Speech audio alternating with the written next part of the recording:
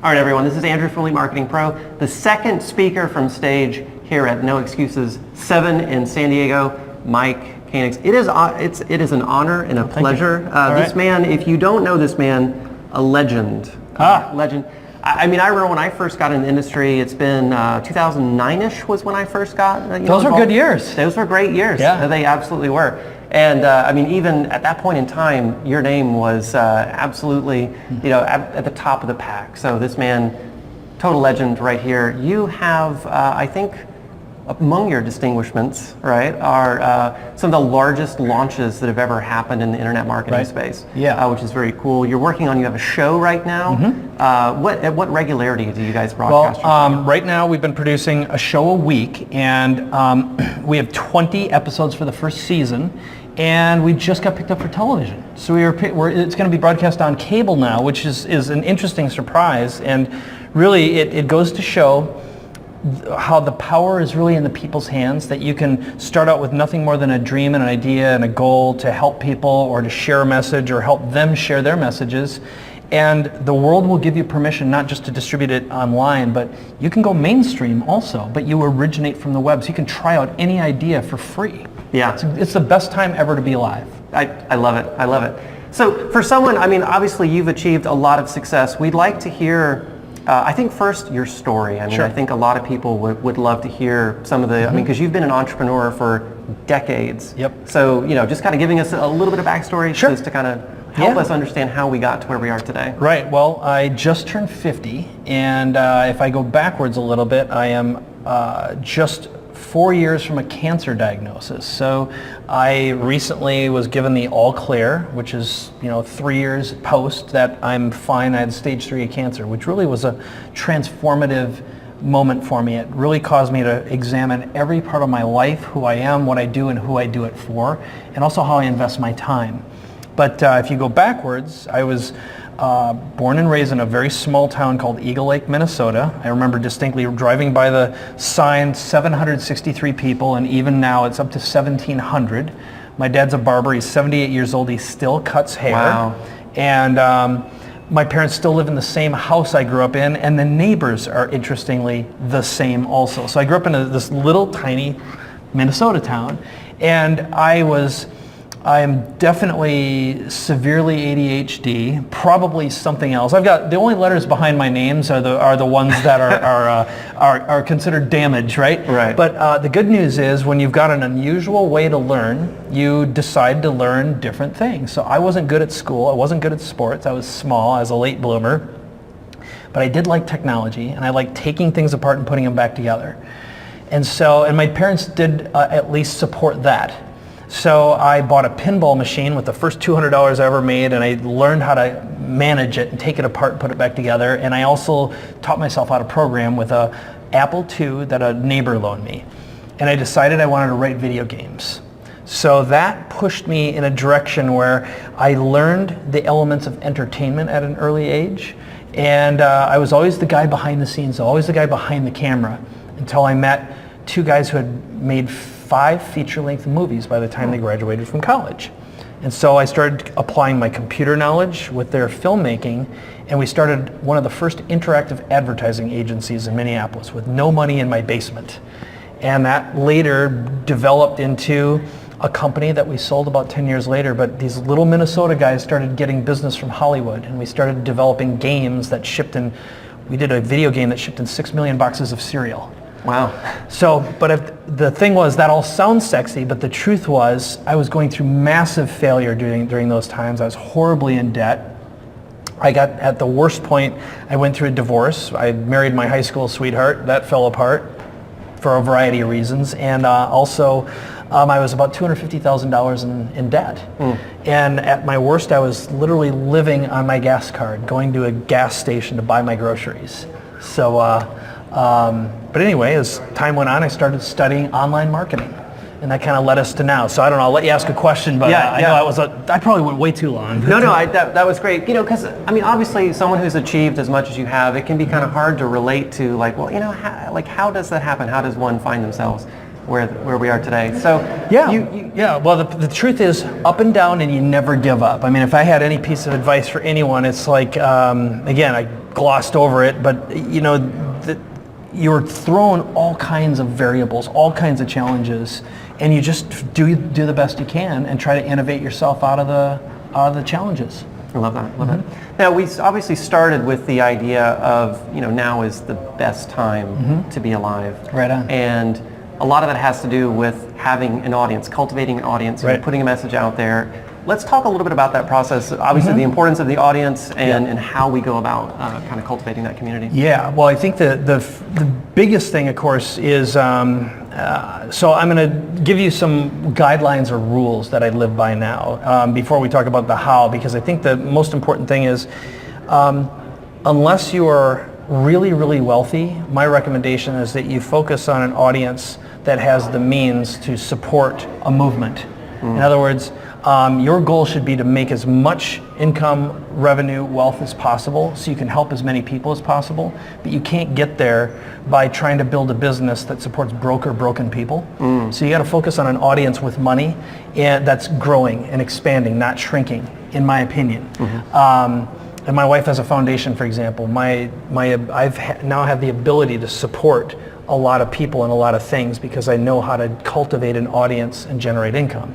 So the key to doing that is, again, by finding and creating, I have a 5-step system that I've used and implemented for years in building an audience. And the first one is understanding clearly what your audience hopes to have. So if they hope to have security, or they hope they could have more freedom, they hope they could be debt free, find some sort of a vision that they can align with and say, that's me. I'm just like that. I want that too. And then you share with them inspirational stories, transformational stories. We call it the hero process. It's borrowed from Joseph Campbell, if you're familiar with the hero's journey. All movies follow that as well. But so it's hope, inspiration, and then motivation. So if you can motivate someone to implement and take some sort of action to get the result that they aligned with in the first place, boom, they make a decision. It could be just the investment in a book. It could be the decision to say, I'm going to get coached. I want more and I want to be more. I want to help more. I want to do more. I want to live more. I want to dream more. But I think more is a key word there. And at that point, they go through a transformation. They implement. They get their first result. But being able to be part of a community that supports that is, again, part of creating that vision. And finally, the 5th step is what I call so transformation, and then I can't believe I'm spacing on my own 5th. Just a second. So it's hope, inspiration, motivation, transformation, transcendence. There you go. So transcendence is when your audience becomes your biggest supporter. You go viral. And that's when you couldn't even stop your own momentum. And it's bigger than you. It's when the brand becomes the brand. It goes beyond the guru or the founder or the creator or the visionary. I don't know if that was helpful or not, and that's big, bold terms, but the how you do that is really if we want to get mechanical, I can answer that too. But. Sure. Yeah, probably the exact mechanics are not as important as the vision, which is, of course, what we've been discussing. Totally is. Yeah, it's just, it begins and ends with vision. Now, stories are obviously extremely important. You just mentioned stories. You mentioned, the hero's journey, Joseph Campbell. Really understanding what is going to, inspire and motivate folks. Right. And that was a huge piece of what you shared on stage about crafting a book. And I do want to get into that a bit because, when you first said, I have to admit, I had my own limiting beliefs when you're like, oh, you could write a book in a day or two. Right. And it's like, whoa, what? Yeah. So I'd love to hear a bit more about that process. Sure. And how you encourage people and overcome essentially that huge objection, which I think everyone has. Sure. So I'm going to start with a story, a brief story, and then I'll kind of dive in. So I interview a lot of people. Really good questions that elicit powerful emotional responses. Intimacy is emotional compression. In other words, time compression. So in other words, if I can get someone who's listening and watching to experience an emotional up and an emotional down in a period of time, they'll feel like they've had a relationship for a longer period of time. It's intimacy compression, okay? That's how great salespeople manage to, and great inspirational leaders manage to inspire as well. So here's what I did. And I've interviewed a lot of people who are horrible interviewees, and I've watched a lot of horrible interviews. So I created 25 ways to either give or do great interviews. It's either the giver or the receiver. And what I wanted to do is create a video and a guide to give to people before I interviewed them so they would do a great job. Sure. So with that outline, I decided I'm going to create a book. So I started by making a 10-minute presentation. So I went through 25 concepts in 10 minutes, like boom, boom, boom, boom, boom. And then I transcribed that presentation. I sent my slides, which are just chicken scratch, to a designer, an artist. And the bottom line is, from start the idea until that book was written, published, and a #1 bestseller was only 4 days. And it's called How to Be a Video Interview Pro. So if you remind me, I'll get you a link so we can give everyone who watches this a copy of the book for free. Excellent. But the whole point is, if you have a goal, a vision, a purpose, and an audience in mind, you can answer just about any question. I really believe that any knowledge, any information is accessible to you by either asking whatever you call your creator, whether it's God or whatever, for help or guidance or support, or kind of creating an intention, and we are just divinely guided to find knowledge, and it finds us. And so part of creating books has to do with really getting connected with who you wish to serve. And coming from a servant's mentality. And that's the woo-woo version. The process version is just a matter of knowing how to ask powerful questions that elicit useful responses, and knowing how to sculpt and craft that, which is probably the last part of being a writer. Most people say, well, I'm not a writer, but you don't have to be a writer to be an author. If you're a storyteller, if you can answer questions, if you can ask good questions, you have everything you need. And also if you're able to spot a good story. Yeah. So, and really a great book, every chapter should open up with a transformational story of hope, inspiration, motivation, transformation, transcendence, followed by the how-to. And then a call to action so you can make money. Perfect. I love that. Everything from the vision, the kind of grander purpose, right, to the compression of time and the emphasis on stories there. With your audience, it's all awesome stuff. So I do want to be respectful of your time. My final question for you is, so let's say it's The Matrix, right? You've seen The Matrix. Many a time. Okay, you've seen The Matrix. Yeah. You can be downloaded Kung Fu, right? You can know anything instantaneously. What would be that thing for you? What's the one thing you wish you had that level of mastery of? You could change right now? Wish I had that I don't have. Correct. Would be the one.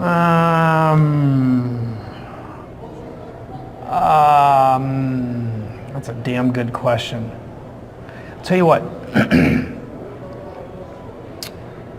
So what I would have said a week ago is different than I said today. I just came back from a silent electronic technology free retreat. I was at a place called Esalen in Big Sur, California, living with a bunch of hippies. Beautiful. And I just came back yesterday.